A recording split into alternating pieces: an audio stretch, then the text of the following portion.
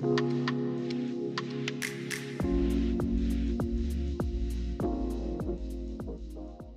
and welcome to English and Chill. Today we're going to be talking about different things you can use to improve your listening skills. Now, it's really important to improve your listening skills in English, whether it's your native language or your second, third, fourth language, because it helps you to improve your speaking skills as well. If you know how words are pronounced, then you can more easily say them, right? Hopefully. So, getting more familiar with those words and listening is also something you can do any time of day for the most part. As long as you don't need to doing anything else that involves your ears, you can listen to English audio. So, here are some different resources that I recommend for practicing your listening skills in English. First, we're going to talk about some specific resources that are designed for English speaking, things that are maybe a little bit more clear cut and more educational. All right. So there's one website that is really helpful. It's called esl-lab.com, right? Randall's ESL Lab. Now, this one you can choose from your level, and then there's also different interviews or things that they've done with English speakers that you can listen to. And then they'll have different quizzes and things for you to complete afterwards. So this is good if you're looking for more of an activity to test yourself in comprehension, right? So they're going to have the audio bar here and the questions underneath. So you can listen to the story and then try to test yourself on comprehension. So this is a great website for that. Another really good website for this type of thing is the British Council website. If you're planning to take the IELTS test, I definitely recommend looking at this one because the British Council is who creates the IELTS. But for this one, you also get to choose your level first, right? So just click on B2, right? B2 is about high school level. Okay.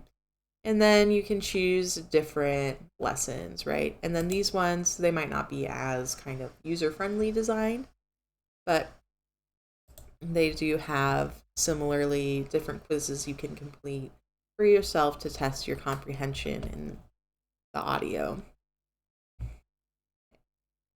Just keep in mind that all of these ones on the British Council website are obviously going to be having a British accent and use British vocabulary, which might be slightly different if you're more immersed in America or Canada or another English-speaking country.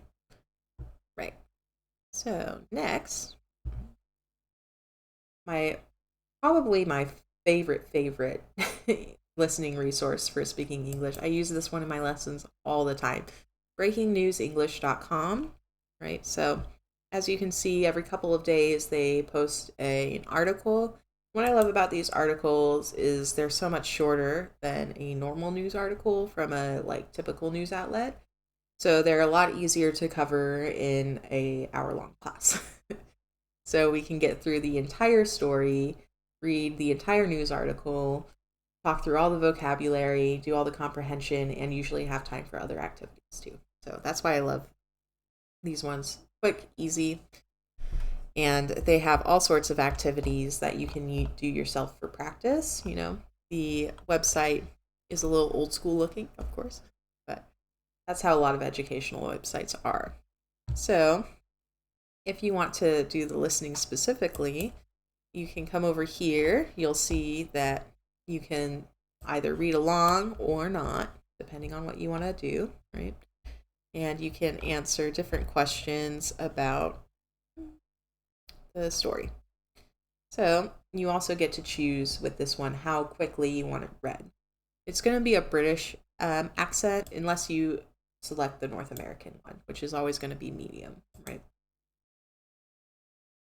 So, Breaking News English, fantastic resource. I definitely recommend using it and you can find different topics on here, things that you're interested in. Yeah. So you can see on the side here, they have all of these different activities and also themes that you can choose from. So whatever you're interested in, maybe you're really interested in people and gossip, right? So we can go here and we have stories about Mr. Beast, Taylor Swift, the Barbie movie, right? K-pop. So all sorts of different articles. And like these are all from the past year, So not too bad. All right. So now that we've talked a little bit about the specific educational resources, let's talk more about different ways that you can learn through listening, maybe a bit more enjoyable, right? First off, I really recommend audiobooks. And if you are able, I think you're going to get a lot more comprehension if you're reading and listening to an audiobook at the same time. So if you have the same book and you have the audio version and the text version, you're really going to improve that memory and comprehension. So, in terms of audiobooks, I have a great resource. All right. So this is called eslbits.eu. Okay. It's run by a guy named Skip, and these are him and his dogs. And it says the sole purpose is to help students improve their listening and reading comprehension in the English language, right? So this is a completely free website with tons of books, right? So we'll just click on novels, okay? And these novels are going to be provided to you in text and in audiobook format. So you can listen to it all in a browser. You don't need to download anything. You don't need to sign in, which I love. You just pick whatever book you want. I'll even use this time just to listen to books while I'm doing other stuff. Holes, this is a fun one. So I'll pick this book, Holes, and then it gives me an excerpt and some information about the book. Okay, I can go to the book index and I can start listening here. So you get to choose your speed if you want it faster or slower, right? And then you can play the audio. Part 1. And then you can also read along down here, right? So once you're done with that one, chapter 5, pretty short chapters in this one, you can continue reading, right? Or go back to the end. So fantastic website. I love this website. Skip is great. Thank you, Skip. Okay. So another resource you can always use is a public library. So public libraries often you associate with paper books, which are still a great resource, but you might be interested to see all the different ways that public libraries have evolved over time and try to stay relevant in modern eras. I've seen things at my local library, like they have audiobooks that include the player. So I just check out the it's almost like a little MP3 player, but it's just that book. So I just check that out. I have the audiobook as its own separate thing whenever I need it. You can check out the real book too to do reading and listening, right? Both at the same time. Or you can just get the audiobook. They also have a lot of digital resources. One I really like is hoopla.com. If you're in the US, most libraries have access or are part of this program where they have lots of different digital movies, audiobooks. Yeah. So Hoopla is a great resource for free resources from your public library that are digital, right? But, if you're learning another language, the library is just a great place to go. Let's talk about some other ways you can access audiobooks, right? So ESL Bits in the library are fantastic free resources, but there's more.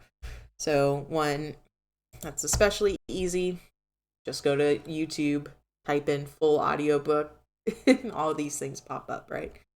They'll usually have, like this one you'll see has subtitles, right? I don't know entirely the legalities here, if these people are authorized to post an audiobook like this, but you know, it's a free resource. It's there. Might as well use it. You can see that there's just a huge selection of different things you can pick here, a lot of different types of audiobooks, a lot of different options. And again, you're going to be able to access them really easily through YouTube, and you'll be able to turn on the subtitles too if you want to get that simultaneous reading and listening understanding. Now, lastly, we're going to talk about a few other ways you can um, do some listening practice. So, one great way to practice your listening is through movies or just regular YouTube videos like this, or just daily, vlog life videos, because you're going to be listening to more natural speaking and more kind of modern, right, day-to-day language, typically from a movie or from a YouTube video or from content, things like this. TikTok is a fantastic source if you use it for language content, no matter what language it is, or like there are so many people making content like from this native language to this language to English, right? And also just vocabulary. There are so many people who teach me new words on TikTok all the time. So if you can get your social media algorithm to give you some more of those language videos that help you learn, and you just kind of stumble across them, maybe they'll do it in a more fun way. Maybe they'll do it in a way that you gravitate towards. So I definitely encourage trying to search up some English learning videos on social media, get your algorithm involved. Also, just watching movies in English, even if you're watching with your native subtitles, you're still going to be picking up on things, and things are still going to be going into your ears and hopefully getting processed in some way by your brain with some patterns, right? Okay. And one other thing I want to point out, I've said this before, but don't get too upset if you need to turn on the subtitles, right? Watching English movies or videos with the English subtitles on can actually really improve your listening, reading, and speaking skills, because you're going to be hearing the word as it's pronounced, and then you're going to be looking at the spelling. So you're going to be able to associate the sound with the word. So first of all, that's great. That's going to help with your comprehension, both pronunciation and spelling. But it's also going to activate more of your learning processes. Some people are visual learners, some people are auditory learners. I think it's best to have a combination of both, because you'll stimulate both of those ways to learn, right? And then hopefully they'll work better together, right? So I definitely encourage you to turn on those subtitles to read your English while you listen to it. And then you're going to help your vocabulary both in writing and in speaking. So, all right. So I hope that gives you a good idea of where to start if you're looking to improve your English listening skills.